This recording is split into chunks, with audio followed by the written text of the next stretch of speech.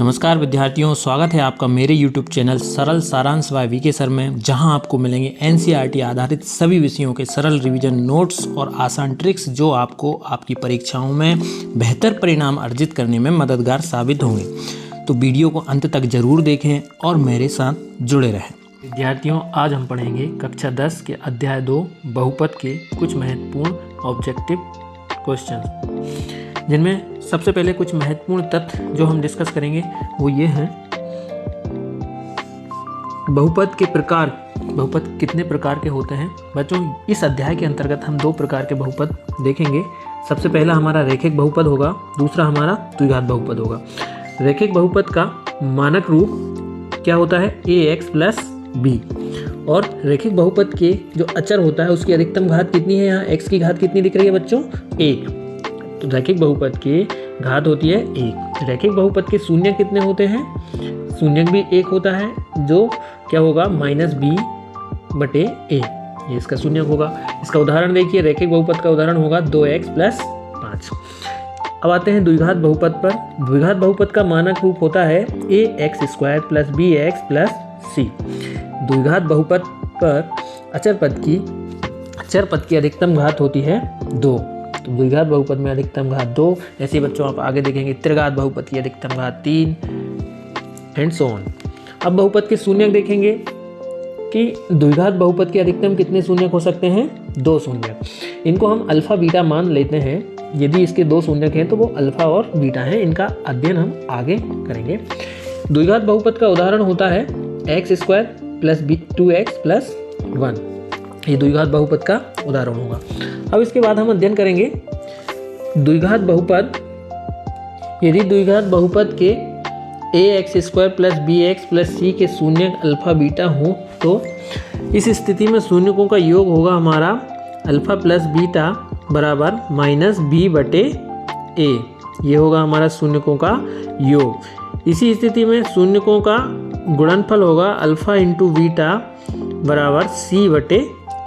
ये मान कैसे निकालेंगे दोस्तों? a b c के हम इससे मानक समीकरण जो है हमारा द्विघात बहुपद का ax² + bx + c, इससे हम जो भी दिया गया बहुपद है उसकी तुलना करेंगे, a b c के मान निकालेंगे और शून्यकों का योग और शून्यकों का गुणनफल निकालेंगे। अब तीसरा देखते हैं, यदि जब द्विघात बहुपदों को शून्यकों का योग दिया हो और शून्यकों का गुणनफल दिया गया हो तब बहुपद निकालने का सूत्र, अक्सर ये प्रश्न पूछा जाता है। तो इसका सूत्र जनरली क्या यूज किया जाता है बच्चों? ये आपको याद करना है, x² - alpha + beta x + alpha beta. ठीक है। अब हम डिस्कस करेंगे कुछ महत्वपूर्ण विकल्प जो एग्जाम की दृष्टि से आपके लिए बहुत ही महत्वपूर्ण है। पहला है हमारा, यदि द्विघात बहुपद ax² + bx + c के शून्यक अल्फा + बीटा हो तो अल्फा × बीटा का मान, बच्चों अभी हमने पढ़ा है अल्फा × बीटा बराबर होता है c/a। तो इसमें कौन सा ऑप्शन सही राइट ऑप्शन है? Option A. अगला प्रश्न है हमारा कि द्विघात बहुपद ax² + bx + c के शून्यक अल्फा + बीटा हो तो अल्फा और बीटा हो तो अल्फा + बीटा का मान होगा। अल्फा + बीटा का मान क्या पढ़ा है हम? अल्फा + बीटा अभी हमने पढ़ा -b/a होता है। इसी प्रकार इसका आंसर होगा इसका आंसर होगा c -b/a। अगला प्रश्न है हमारा तीसरा कि रेखीय बहुपद ax + b का शून्यक क्या होगा?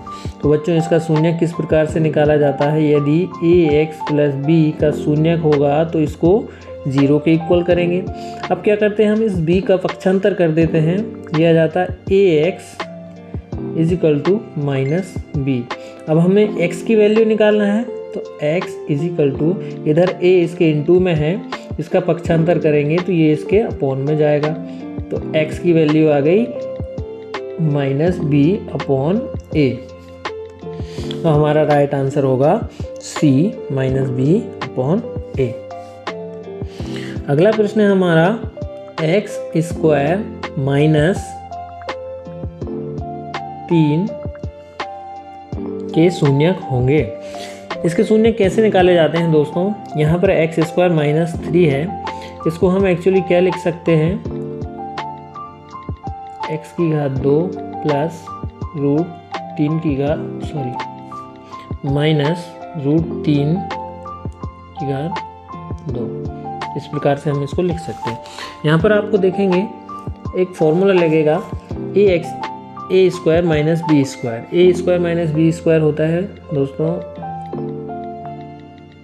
ए प्लस बी और ए माइनस बी। ये फॉर्मूला हम यहाँ पुट करेंगे तो यहाँ हो जाएगा x माइनस √3 और x प्लस √3। अब यदि हम इनको 0 के इक्वल कर देंगे तो एक बार ये वैल्यू ले लेंगे तो ये x इक्वल टू हो जाएगा √3 प्लस, और दूसरा एक बार इसको 0 ले लेंगे तो x की वैल्यू आ जाएगी माइनस √3। तो यहाँ हमारा शून्य आ गया x equal two plus minus √3। इसका राइट ऑप्शन होगा हमारा A प्लस माइनस √3। अगला 5वां प्रश्न है हमारा x square plus 7x plus 10 के शून्य होंगे। तो विद्यार्थियों इस प्रकार के जो बहुपद है उसके शून्य किस प्रकार से निकाले जाते हैं हम देखेंगे। क्या है बहुपद हमारा x square plus 7x plus 10। तो सबसे पहले हम यहाँ पर ये देखेंगे कि इसका अचर पद कितना है 10। यहाँ पर c की वैल्यू है 10, तो 10 के ऐसे दो गुणनखंड देखेंगे जिनका योग 7 हो।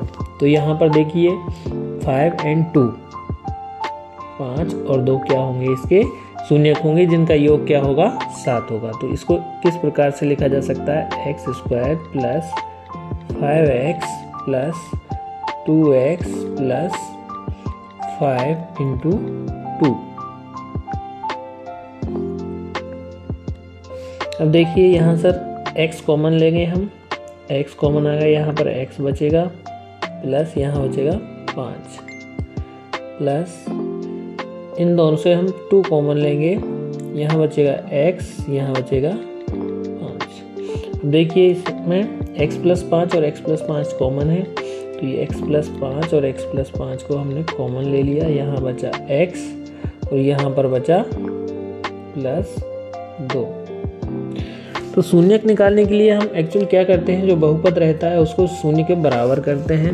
अब यदि x प्लस 5 बराबर 0 है तो x की वैल्यू क्या आ जाएगी बच्चों, -5, और x प्लस 2 बराबर 0 होगा तो x की वैल्यू आ जाएगी -2। तो हमारे बहुपद के शून्य क्या होंगे, -5 और -2। कौन सा ऑप्शन है इसमें, ऑप्शन बी इज राइट। अगला प्रश्न है हमारा 6वां, बहुपद x plus 1 x square minus x plus 1 के लिए घात होगी। अब इसमें हम देखेंगे कि अधिकतम घात क्या होगी। सबसे पहले हम ब्रैकेट ओपन करेंगे, x का इस पूरे ब्रैकेट में मल्टीप्लाई करेंगे, क्या हो जाएगा x। अगला प्रश्न हमारा 7वां, यदि द्विघात बहुपद के x की पावर शून्य -3 और 4 हो तो द्विघात बहुपद में मल्टीप्लाई होगा, x की पावर क्या होगा 2 आ जाएगी, x का 1 में मल्टीप्लिकेशन होगा। इस प्रकार के प्रश्न हल करने के लिए हम क्या करेंगे, जो शून्यक दिए गए हैं, क्या शून्यक दिए हैं, -1 का x स्क्वायर में गुणा हुआ, ये शून्य क्या है, x की वैल्यू है, x में हुआ। अब हम -x जो दिए गए समीकरण में उनमें x की वैल्यू क्या करेंगे, -3 और 4 देखिए। यदि x की वैल्यू -3 या 4 रखने पर उस बहुपद का मान शून्य आता है तो ये क्या होंगे, उस बहुपद के शून्य होंगे। तो सबसे पहले ये देखिए पहला वाला देखिए एक्स स्क्वायर भी कट गया माइनस, अब बचा क्या हमारा -12। यहाँ पर बचा x की वैल्यू यदि हम x3 रखना -3 प्लस x की वैल्यू रख दी तो हमारा जो बहुपद है ये प्लस उसकी अधिकतम घात कितनी है 3। तो इसका राइट आंसर होगा हमारा बी 3। 3 का वर्ग कितना होता है 9 प्लस 3 माइनस 12। 9 और 3 कितने हो जाएंगे 12 और -12, ये कितना हो जाएगा 12 और 12 0 हो जाएगा।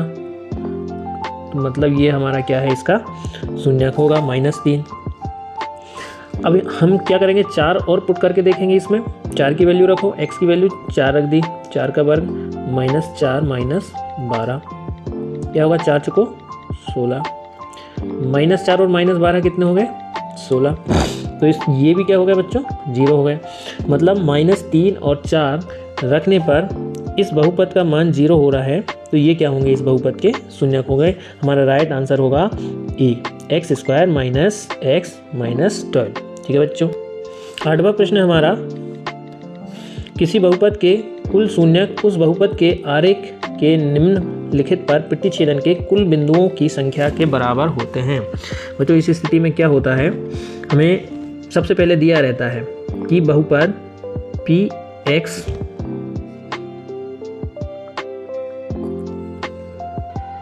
बराबर y हो,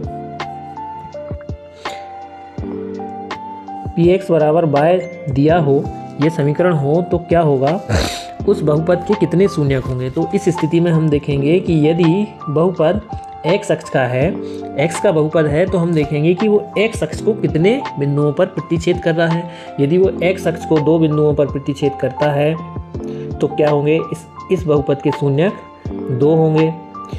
यदि यही बहुपद इस प्रकार से दिया हो कि p बराबर x, तब हम क्या देखेंगे कि इसमें y अक्ष कितनी बार प्रतिच्छेदित हो रहा है, तो उस बहुपद के शून्य कितने होंगे, जितनी बार वो y अक्ष को काट रहा है। अगर x का बहुपद है तो हम x अक्ष देखेंगे, अगर y का बहुपद है तो हम y अक्ष देखेंगे। इस प्रश्न में हमें ये स्पष्ट नहीं किया है कि ये किसका समीकरण है, इसलिए हम क्या करेंगे, इसका ऑप्शन अभी निश्चित नहीं मतलब बता नहीं सकते। इसलिए सबसे पहले इस का फॉर्मेट चेक करेंगे, इसमें क्या दिया है, Px बराबर y दिया है या Py बराबर x दिया है। ये दिया है तो हम x अक्ष का प्रतिच्छेदन देखेंगे, ये दिया है तो हम y अक्ष का प्रतिच्छेदन देखेंगे। तो फिलहाल के लिए इसका आंसर होगा x अक्ष और y अक्ष दोनों पर। अगला प्रश्न है हमारा, 6x² + 13x + 7 की घात होगी। तो बच्चों इसमें स्पष्ट है, घात कितनी दिख रही है आपको, x की पावर कितनी दिख रही है 2, तो इसकी अधिकतम घात कितनी होगी हमारी 2। इसका राइट आंसर होगा सी। 10वां प्रश्न है कि बहुपद x² + 10x + 24 के शून्यकों का गुणनफल होगा। इसमें क्या करेंगे बच्चों, सबसे पहले दिए गए बहुपद को हम मानक द्विघात बहुपद के मानक समीकरण से तुलना करेंगे, ax + bx + c। इससे तुलना करने पर a की वैल्यू क्या आ रही है, यहाँ पे a का मान आ रहा है, x का गुणांक क्या है यहाँ पे 1, b की वैल्यू कितनी आएगी, यानी कि x, यहाँ देख रहे हैं हम x² का गुणांक, यहाँ देखेंगे सिर्फ x का गुणांक कितना है 10, b की वैल्यू आ गई 10, c की वैल्यू क्या होगी, अचर पद कितना है 24। हमें पता है शून्यकों का गुणनफल क्या होता है, अल्फा इंटू बीटा = c/a। इसमें वैल्यू रख दो, c का मान है 24 और a का मान है 1, तो हमारा अल्फा इंटू बीटा शून्यकों का गुणनफल आया 24। तो इसमें कौन सा ऑप्शन सही होगा, हमारा आंसर सी 24। अगला प्रश्न है हमारा, x² - 4x + 1 के शून्यकों का योग। तो बच्चों शून्यकों का योग क्या होता है, अल्फा + बीटा बराबर -b/a। इस बहुपद की तुलना यदि हम मानक बहुपद ax² + bx + c से करेंगे, तो इसमें b का मान क्या आ जाएगा हमारा, b का मान -4, और -4 यहाँ पे पहले से दिया है, तो माइनस इंटू -4 a की वैल्यू कितनी आएगी 1। तो 4 का माइनस से गुणा हुआ कितना आ गया 4। हमारा राइट आंसर कितना आएगा यहाँ पे 4, ऑप्शन ए। ठीक है। अगला प्रश्न है हमारा, निम्नलिखित में से कौन सा बहुपद नहीं है। बहुपद का नियम है बच्चों कि बहुपद की घात कभी भी माइनस में नहीं होगी और फ्रैक्शन में नहीं होगी, इसकी घात धनात्मक पूर्णांक में होगी। बहुपद की घात हमेशा धनात्मक पूर्णांक में होगी, धनात्मक पूर्णांक में होगी। तो यहाँ पर आप देखिए कि इसमें तो x की घात धनात्मक पूर्णांक है 1 है, यहाँ 2 है, यहाँ देखिए ये अपॉन में है, यानी कि x ऊपर आएगा तो इसकी घात -1 हो जाएगी, यहाँ सही है। तो इसका गलत ऑप्शन कौन सा है, हमारा ऑप्शन सी 1/x - 1, यह हमारा इसका आंसर होगा। अगला प्रश्न है हमारा, रिक्त स्थानों की पूर्ति कीजिए। सबसे पहला प्रश्न है इसमें कि रेखीय बहुपद ax प्लस बी का शून्यक होगा। तो देखो बच्चों, ax प्लस बी का शून्यक शुरुआत में मैंने आपको बताया था क्या होता है, माइनस बी अपॉन ए। अगला है हमारा, दो बहुपदों का गुणनफल एक खाली स्थान होता है। क्या होगा इसमें, दो बहुपदों का गुणनफल एक बहुपद ही होगा, तो इसका आंसर होगा बहुपद। पहले का भी, ये दूसरे का। तीसरे का है हमारा कि बहुपद ax² प्लस 4x प्लस 8 के शून्यकों का योग। इसको देख लीजिए बच्चों, इसमें देखो a का मान क्या है, मतलब x² का गुणांक क्या है यहाँ पे 1, b का मान कितना है 4 और c का मान कितना है इसमें 8। बहुपदों का शून्यकों का योग होता है अल्फा प्लस बीटा बराबर माइनस बी बटे ए। क्या हो जाएगा, b का मान है 4 माइनस 4, a का मान है 1, तो इसका आंसर आएगा माइनस का 4। क्या आ जाएगा इसका आंसर, माइनस का 4। अब यहाँ देखिए, शून्यकों का गुणनफल सेम बहुपद है, तो शून्यकों का गुणनफल होता है alpha into beta equal to C upon A. इसमें c का मान क्या है 8 आया था और a का मान 1 है, तो अल्फा इंटू बीटा का मान आया हमारा 8, तो इसका सही आंसर होगा 8। अगला प्रश्न हमारा, यदि बहुपद, अगला प्रश्न है यदि k-1 x² plus kx plus 1 का एक शून्यक -3 हो तब k का मान क्या होगा। मैंने बताया था विद्यार्थियों आपको शून्यक यानी x का मान, तो इसमें क्या करेंगे हम, x की जगह शून्यक क्या है -3 रख देंगे। तो यहाँ देखिए x की जगह हमने कितना रख दिया, -3 रख दिया, -3 की घात 2 प्लस kx यानी -3